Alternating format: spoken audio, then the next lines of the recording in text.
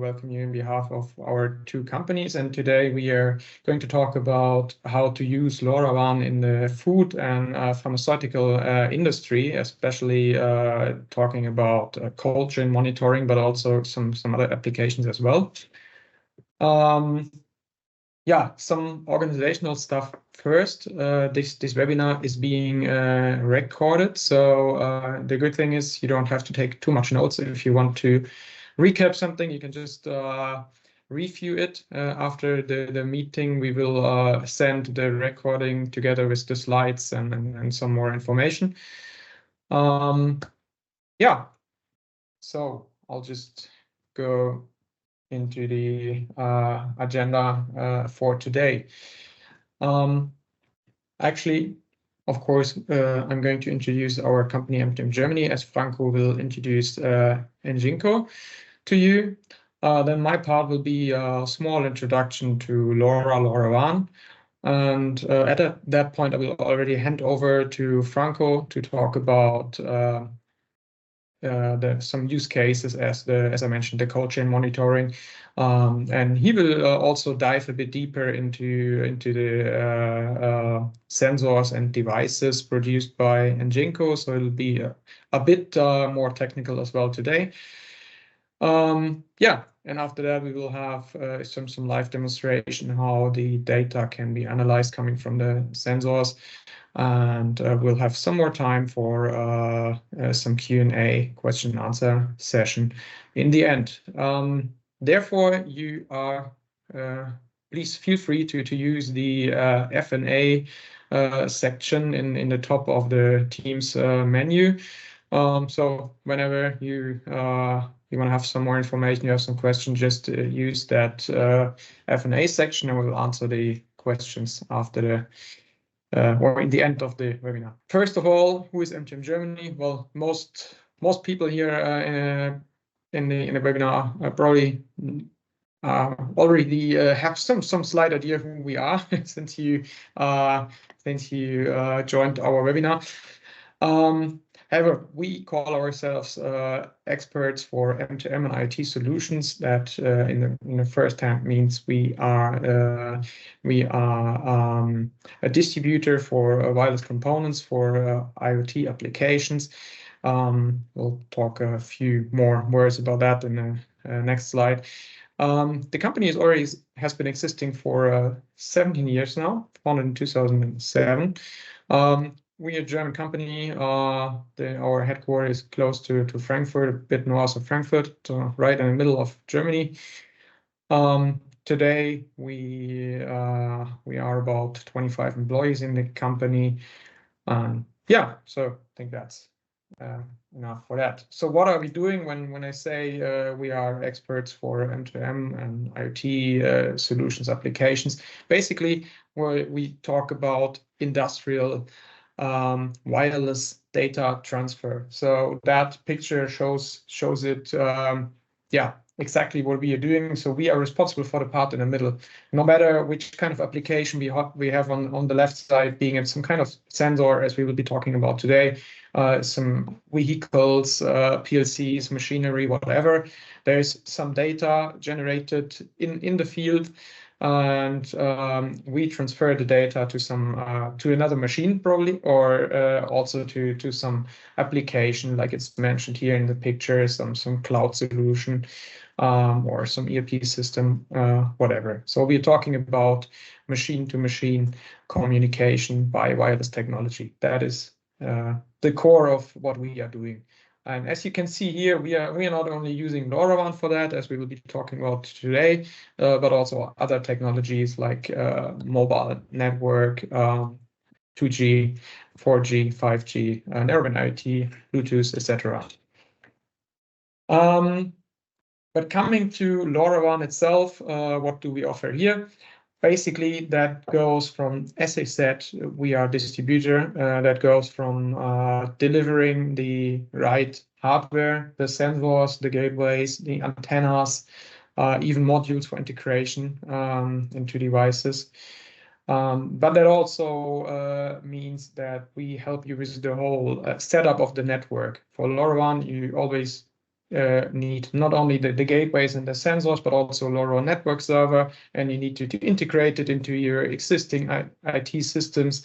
That is what we also help you with, planning of the network, integration into existing systems, yeah, the whole layout of the network. How many gateways do you need to cover a certain area, etc. So this is also part of our offering in terms of LoRaWAN technology. So I think I've said enough about the company and what we are doing, and so we come to what exactly is LoRa and LoRaWAN. Probably that is also some very easy slide for most people here. I think there's a lot of you that already know about LoRaWAN. LoRaWAN is a so-called long-range wide area network. Well, it already carries most of the information in the name. It's about a network technology that can cover a long distance, and it has a low energy consumption and a low data rate, basically. So on that picture here, you can see LoRa in comparison to other technologies. In this corner in the right, where there's LoRaWAN, this is more or less all the low power wide area network technologies like narrowband IoT, like Sigfox, like LTE Cat-M, that can cover a big range, but at the same time just have a small data rate. So in comparison to, for example, Wi-Fi, that probably everybody of you knows from at home, they can do some high-end video streaming, lots of data. That is the complete opposite. Short range, high data throughput. For LoRaWAN, we are really talking just about a few data points, some sensor values that are transmitted from time to time. So there's a big difference to that technologies like Wi-Fi, for example. But just to give you some idea how LoRaWAN can be seen in comparison to some other well-known technologies.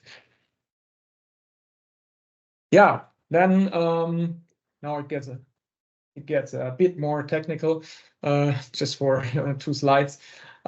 We have to differentiate between LoRa and LoRaWAN. So actually LoRa is the physical layer, the physical technology that is used and where the LoRaWAN protocol is running on top.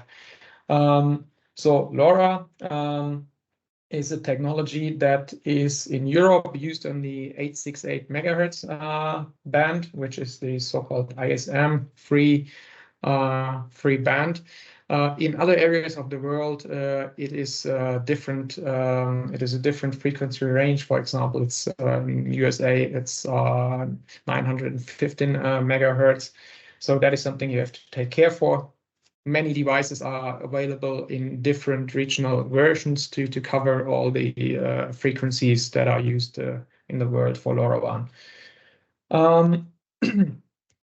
The 868 megahertz band is a quite low band compared, for example, to the 2.4 gigahertz band of Wi-Fi and Bluetooth.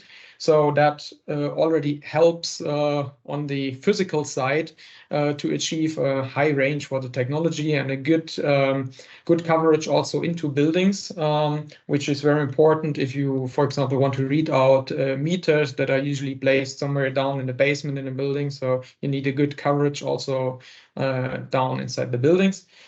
We do have also I would say it's a bit by nature of using that free ISM band.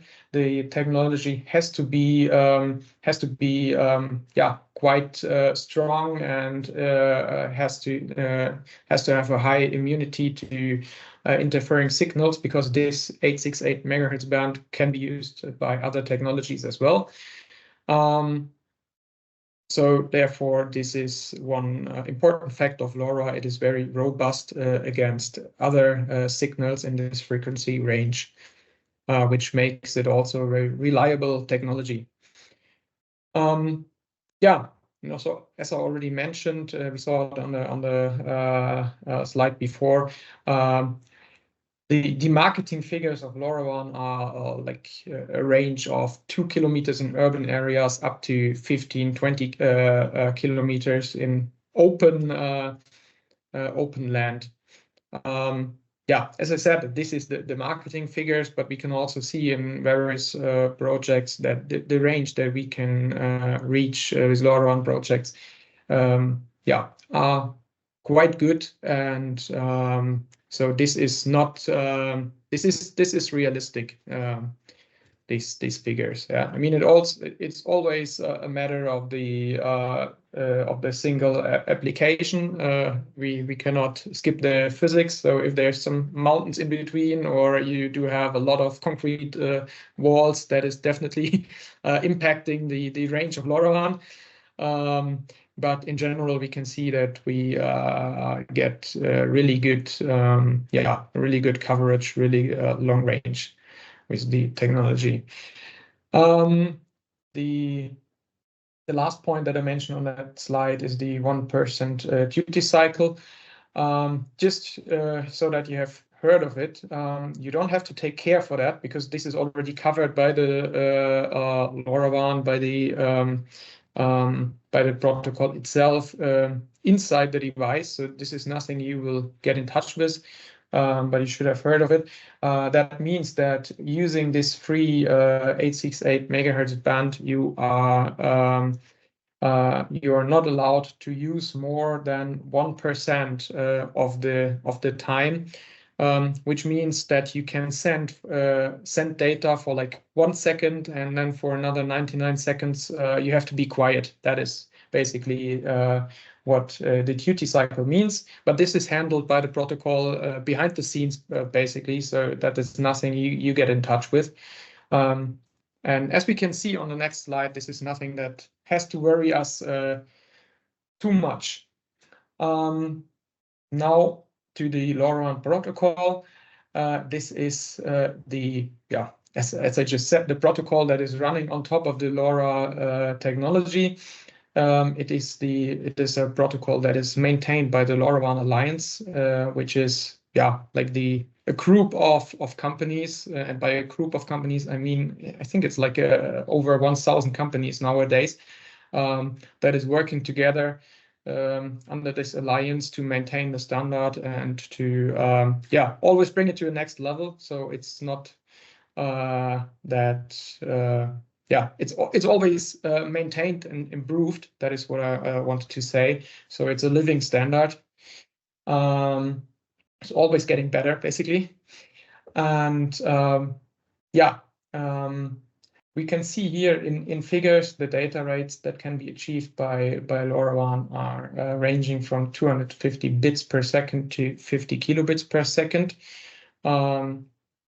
As I mentioned, it's not huge compared to technologies like Wi-Fi, whatever, but it doesn't need to be, because we're talking about sensor networks. We want to transfer some temperature values, some whatever, some metering values. So we are not talking about high data that is being transferred over this kind of networks. So these data rates, how does it come that the data rate is ranging from 250 bits to 50 kilobits? That is controlled by the so-called spreading factors, which is in fact also you don't have to choose it. This is something the network is doing automatically. The network server, that is more or less the heart of a LoRa network, has the control of the spreading factors, and it chooses it depending on how good the signal of a single sensor is. So if it's close by a gateway, then it's working in a low spreading factor. If it's like 15 kilometers away from the gateway, signal is not so good, then we are in a high spreading factor. That also means, as a practical tip, if you're going to plan a LoRa network, it's always good not to work in the let's say in the the outskirts of the possibilities of the technology. So it's always better to have one gateway more to work in a lower spreading factor. It will optimize the time on air. It will optimize the battery lifetime of the sensors. So that is just as a one, quick tip. What more is there to say? Actually, we are always talking about sensors, so it's about collecting data from sensors, but the technology itself is bidirectional. So it's not just one-way communication. We can also configure sensors from our software, for example. We can also, there's also not only sensors, but also actors available. Like, for example, enginko is offering a relay that can be controlled by LoRaWAN. So yeah, it's a bidirectional technology. And as I think the most important point of LoRaWAN, you can create private networks. So in comparison, especially to the mobile radio network operators, you can be completely independent from any telecom, Vodafone, whatever the name is. Basically, you set up your own LoRaWAN gateway, your own LoRaWAN network server, and you do have the whole infrastructure in your hands. And that is a great advantage, as we think. And this is, in fact, the most applications that we see that LoRaWAN is used in that way. You can just build up your own infrastructure, and there's if you don't want it, there's no third party involved in the infrastructure where you give out data or you're using third party networks or something. Okay, coming to the architecture of a LoRaWAN network. It usually looks like that. On the left side, you can see the sensors here called end nodes. Can be sensors, can be actors, any kind of device. Then you have at least one gateway, can be up to hundreds. So you can build up huge networks consisting of many gateways. And then we come to the most important point of the LoRa network, which is the LoRa network server here in that cloud, which is the heart of the network. So here is all the device management, all the network management happening. And in comparison to other technologies like Wi-Fi, whatever, the LoRaWAN gateway itself is just a quite stupid packet forwarder. So it collects all the data on the radio side, on the LoRaWAN side, and just moves it to the network server. And the network server is the part that has all the intelligence, that knows that this sensor belongs to the network and that he needs the data. And therefore, this is the most important part. And from the network server, we can see on the right side, application server can be any kind of cloud solution or any kind of third-party application where we then bring the data from the network server through any API to visualize or to control something, whatever. Saying that this is the standard structure, there's also different possibilities, like there is some gateways that include the network server on the gateway itself. Then you can basically imagine that this whole part here shown in the cloud is integrated in the gateway, which makes it quite easy to set up a small network. If you want to cover a single location with a network, one gateway is enough. You don't need that external network server, and you can just connect the gateway via some API to a third-party application. Makes it quite easy, but also has some downsides. So in that case, the gateway is the single point of failure. If there's some fault with the gateway, the whole network is going down. But still, it's a nice solution for small applications. Just wanted to mention that as well. last but not least, before I hand over to Franco, just wanted to sum up some arguments why LoRaWAN is a really good technology for industrial applications, but especially for applications here in the food and pharmaceutical industry for cold chain monitoring, etc. The thing is, LoRaWAN is perfect for retrofitting. You don't need to do any wiring. You don't need to collect data by wired sensors. It's just, yeah, you place a couple of battery-powered sensors. You place at least one gateway. You connect it on the software side to your application, and also there it's an open technology. You can perfectly complement any existing system. If you do have some production management system or a quality management system, also building management system, you can just easily add the data that you are collecting over LoRa network, and yeah, it's really easy. I think Franco will show how easy it can be. And last but not least, LoRaWAN it's a digital infrastructure, so it is not married to a specific use case. If you set up a LoRa network to do cold chain monitoring, for example, at the same time you can use the LoRa network to do any kind of other application, some building management, some energy management, collecting data from meters, whatever. Once the infrastructure is there, you can use it for different use cases at the same time, which makes it even more effective.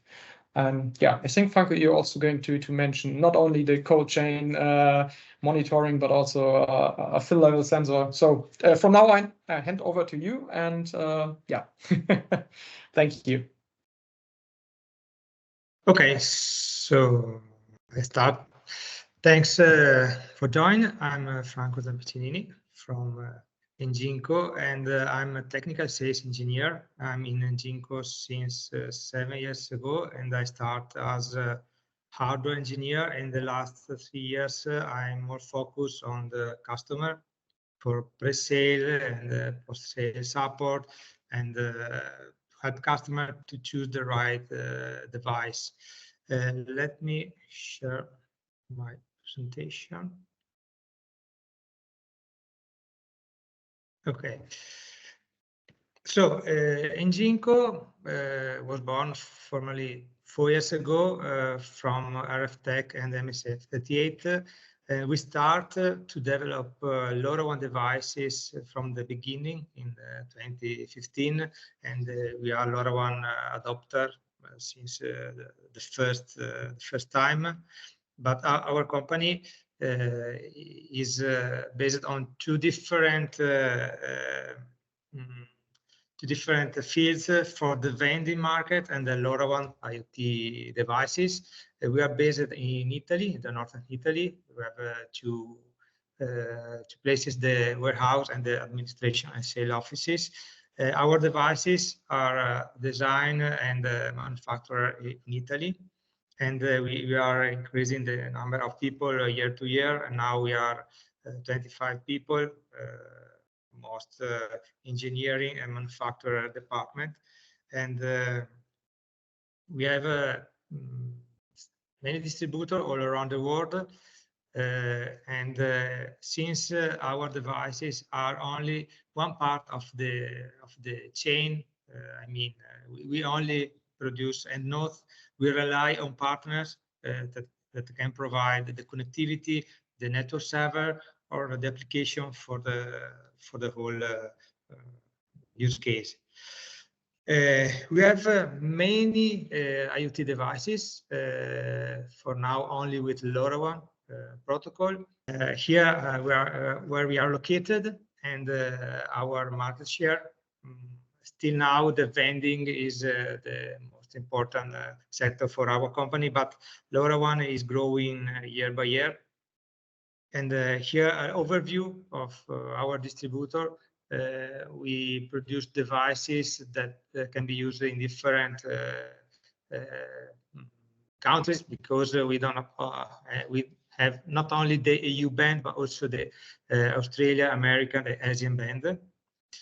And here, our partner that I mentioned before, that can give connectivity, application, network server, depends on what you need. This is an overview of our devices. We have devices ready to use, like the environmental sensor to monitor the air quality, temperature, pressure, or humidity for indoor or outdoor application. We have a weather station. We have energy meter, single-phase energy meters to measure the power consumption, devices with input and output, digital output or digital input to do things, not only to read, but also to make things, and general purposes interfaces. I mean, devices with analog input, 0 to 10 volts or 4 to 20 milliamps, or Modbus devices. So the customer can use industrial sensor and add them the LoRaWAN connectivity, making a perfect retrofitting, or choosing the best sensor for the application. So the devices can be powered by line voltage, by DC voltage, or battery power, depend on the model. Let's start with the first devices of the presentation. That is, this is the cold chain environmental monitor sensor. That is basically a temperature and humidity sensor, battery powered with a replaceable battery.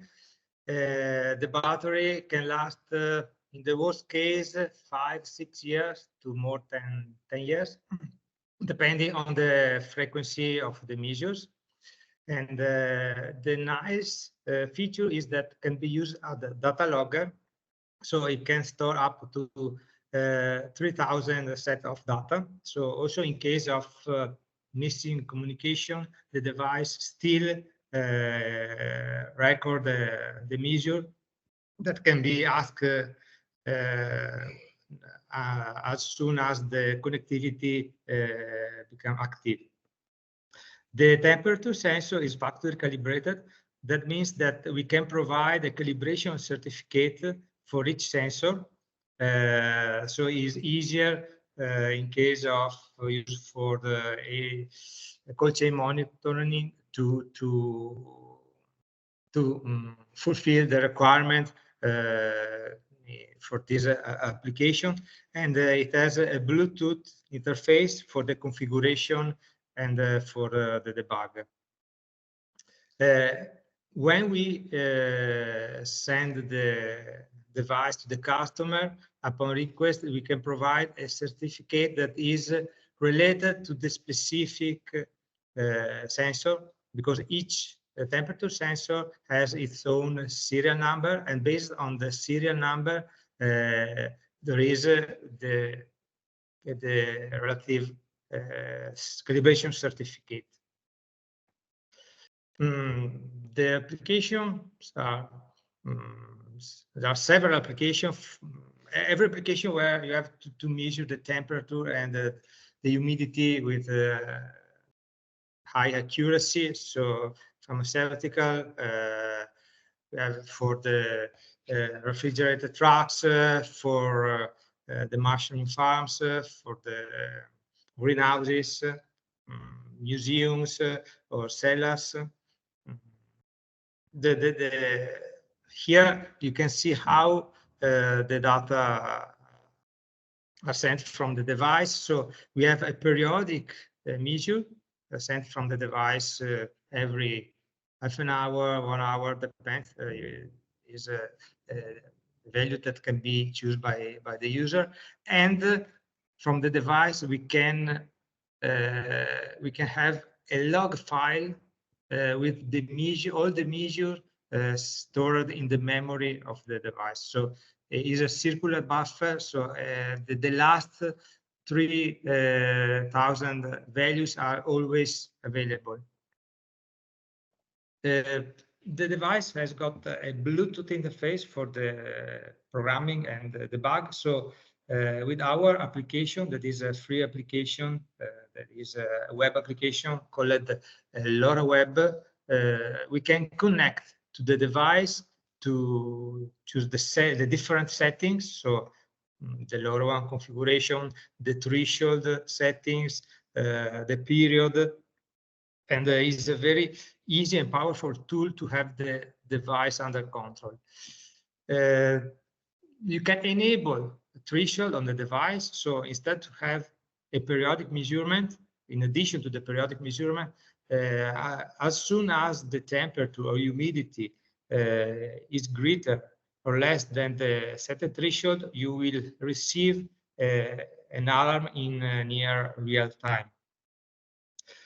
The data logger has a different setting. So you can choose how often the device take a measure. For example, I want to save a measure every 5 minutes, and you can choose how often the device will send data.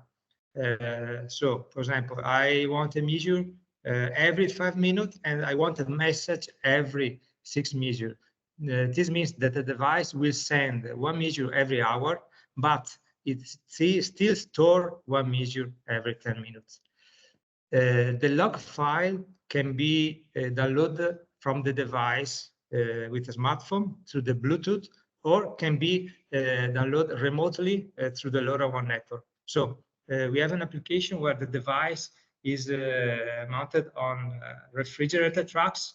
The refrigerated trucks are not under the gateway coverage during the day, but only in the night. So when the trucks come back to the warehouse in the evening, during the night, the application will ask to each sensor the log meter of the days. So we are able to have the temperature and the humidity measured by the device during all the day, also without the LoRaWAN connectivity available. Another device that can be useful for the food application is the waste level sensor. This is an IP67 device based on the radar technology that can measure several materials from the organic waste to plastic, glass, paper. The nice feature is that since it is completely IP67, it can work in the worst environment, is immune to dirt and ice due to the radar technology. And it also has a temperature sensor to send an alarm in case of fire risk. This is an application to measure the level inside a plastic beans. As you can see from the slide, there is the device give you a filling level percentage, the distance from the sensor, and the height of the waste inside the beans, the temperature, and the battery level. Based on the application, there are a lot of possibilities to use this data. The standard application is to calculate the route for the trucks for the emptying the bins, so route optimization based on the location of the devices and on the level of each sensor. Also, in this case, the device has a Bluetooth interface, so you don't have to go with the smartphone on the device to read it or to change the parameters, but you can keep the device inside the bins and connect from several meters from the sensor. And I want to explain that also all the parameters of the devices can be changed remotely through the LoRaWAN network. Once the device is connected to the network, you can change the period, the settings of the distance, everything through the LoRaWAN protocol. This device has the capability to read different material because there are a lot of parameters that can be changed based on the material that we have to read. You can change the intensity of the signal used to measure the distance. You can change the threshold. You can change the number of measures that the device takes before validate the distance. It has an accelerometer to give you an alarm in case the sensor is not in place. There is an auto settings, so once you put the sensor inside the bins, with a simple button, the device will measure the maximum distance and the position. There are a few settings to do on the device. This is the debug page from the LoRa web application. You can see all the data sent by the device to the LoRaWAN network. So the distance, the voltage of the battery, the position of the accelerometer, and the temperature of the PCB board. So this device with the cold chain monitoring can be used for the food industry, in restaurant, and other applications to reduce the amount of waste and to reduce the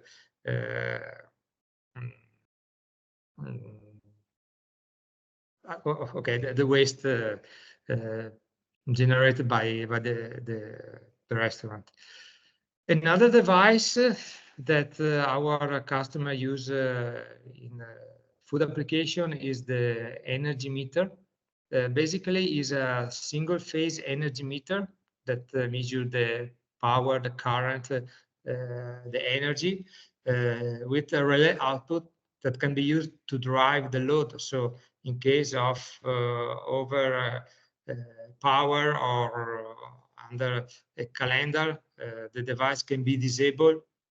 So in case of problem, you can turn off the load. This is an application of a smart plug connected to the fridge. So there is the power consumption during the day. So you can see the cycles of the compressor of the fridge. You can understand if the compressor is working in the right way. So if the compressor starts to work many hours continuously, you can understand that something is happening. Maybe there is no gas in the fridge, or there are some problem. From the energy, from the power consumption, you can understand a lot about what is happening to the load. In this example, there is the voltage measured by the device, the frequency of the line, the current, the cumulative energy. So the device can measure the active, reactive, and apparent energy, and also the active, reactive, and apparent power to calculate the several parameters about the power quality of the line. Here, the measure given by the energy meter and by the cold chain monitoring device, the compressor is on when the temperature is going down, so you can understand if the fridge is working, there are problems, if you have to make some maintenance of the devices. But this is also true for the oven. We have a customer that use the smart plug in industrial application, and it discovered that during the weekend, so when nobody was in the factory, some devices were still on, so they can save some money turning off the devices during the weekend. Also, in this case, through the Bluetooth connection, you can debug the device, you can have an idea of what's happening. But this is true not only for the PC, but also for the application. We have the LoRa tool application, that is an application for the Android smartphone that can read the same parameters and can do the same settings on the device through the smartphone. So You can choose if you want to use the PC or the smartphone. Maybe in the field you can make some fine-tuning using the smartphone, but in the office or in the warehouse you can set the device with the LoRa PC.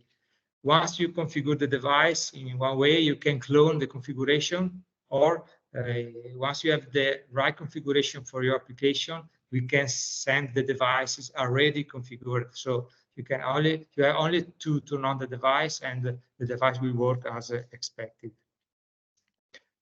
Also for the smart plug, there is the possibility to set the threshold to have messages of the power consumption in real time, and based on the threshold, you can also turn off the load, so to avoid the problem on the load.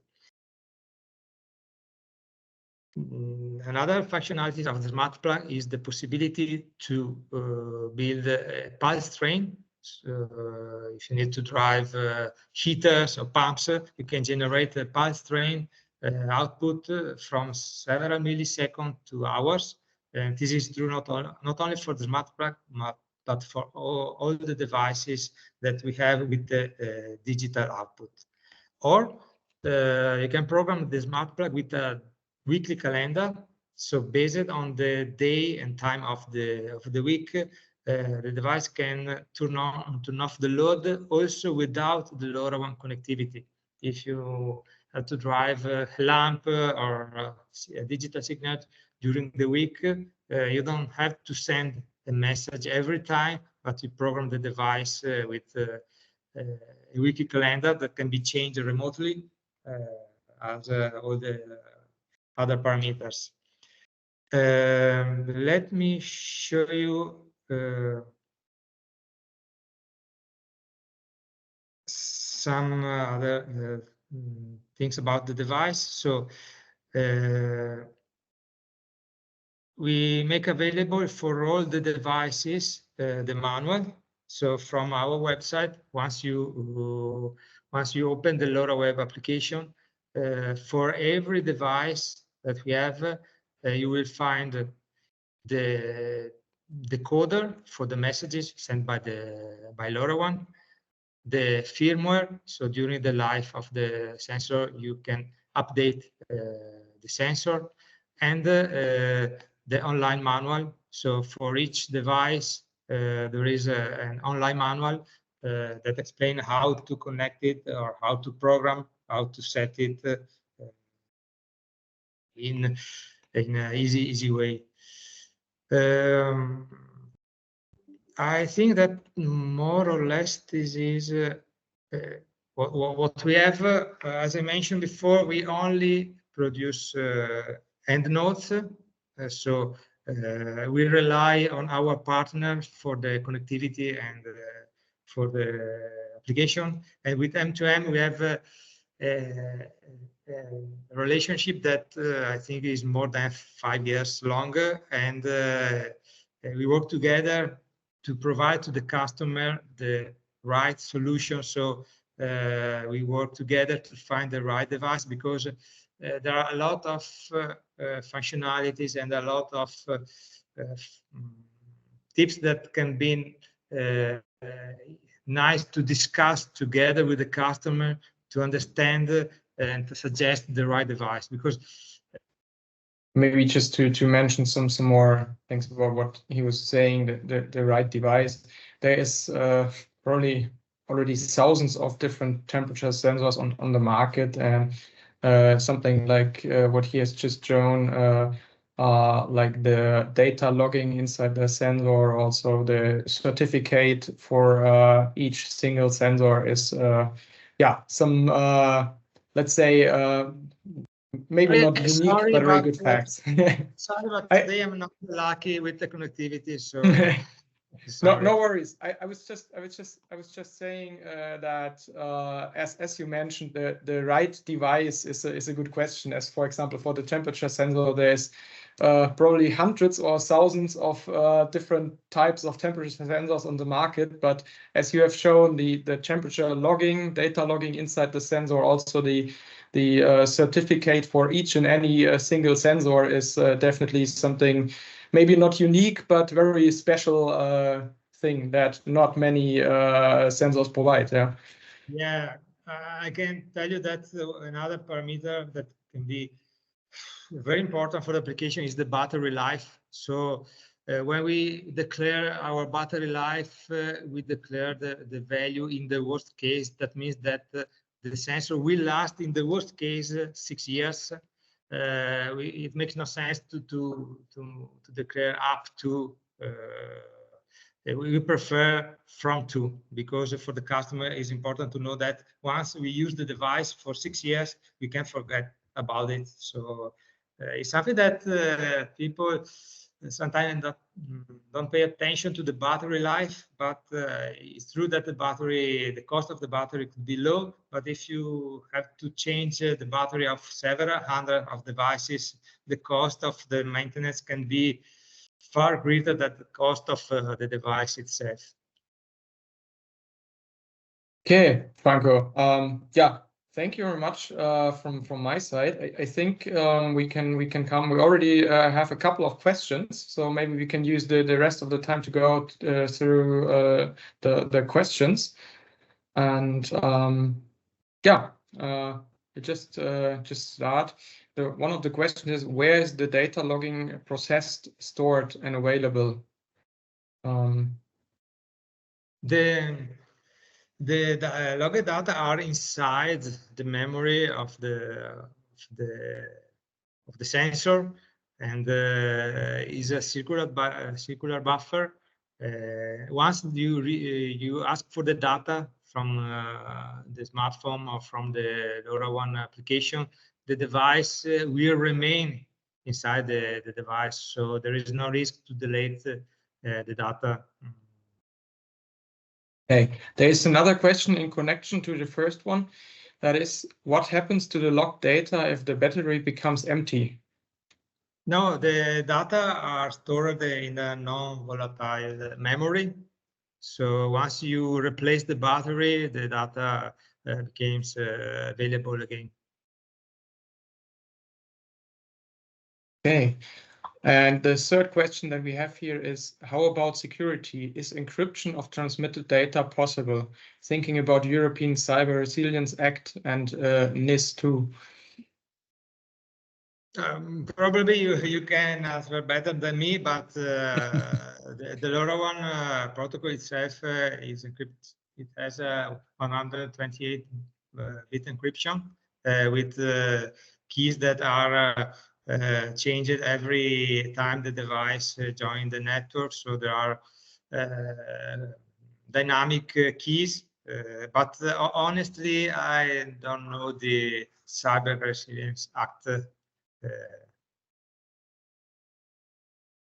Yeah, I think, Franco, my answer would have been almost similar to yours. We do have yeah, two types of encryption on the LoRa network, as you said. It's on the network level and on the device level.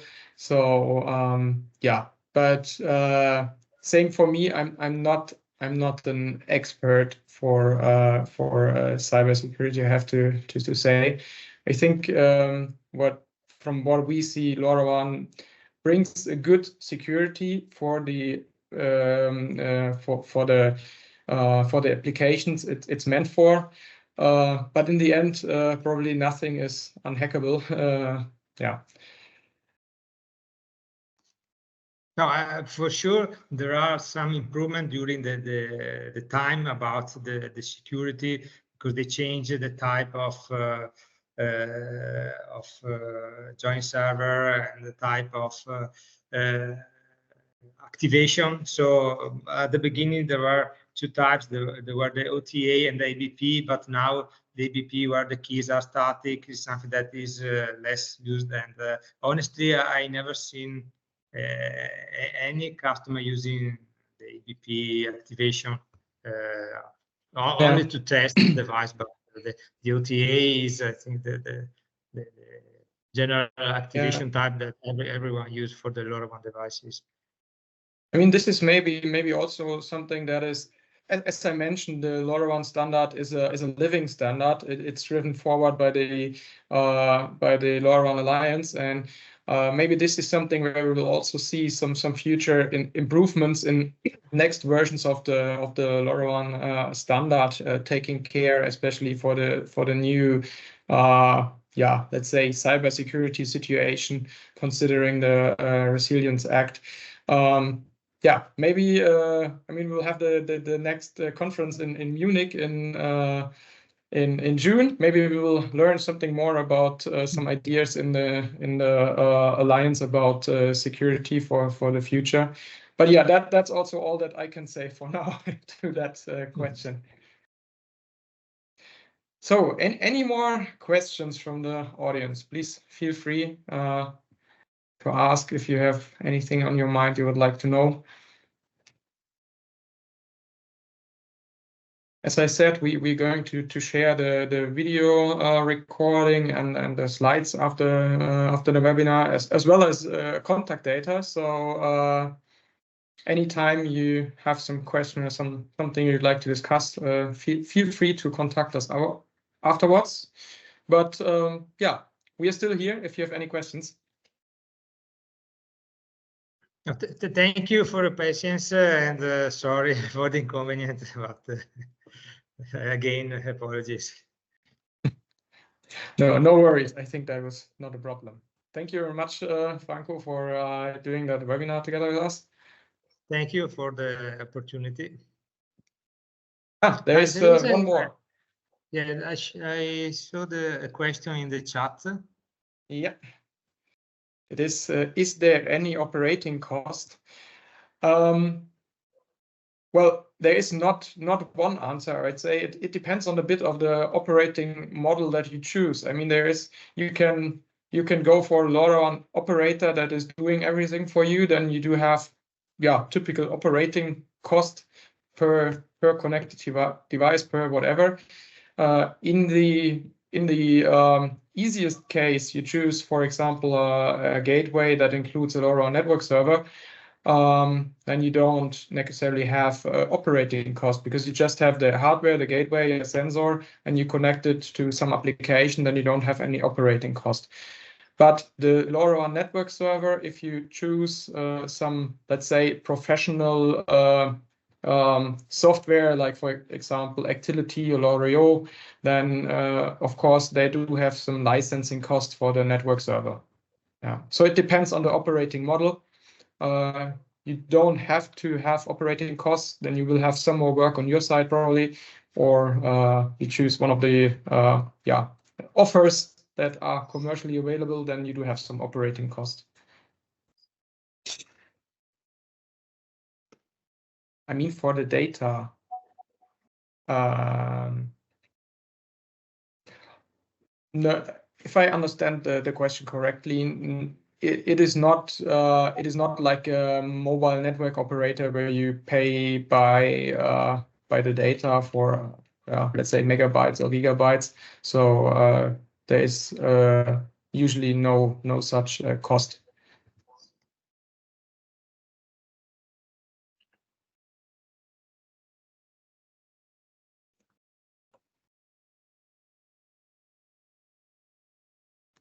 You're welcome. Okay, yeah. Thanks everybody for joining. Thanks, Franco, for doing the webinar with us. And yeah, see you next time. Okay. Or, bye. Yeah, we see each other the latest in Munich, I guess. Yeah, sure. Okay. Thank you, everybody. Bye. Bye-bye.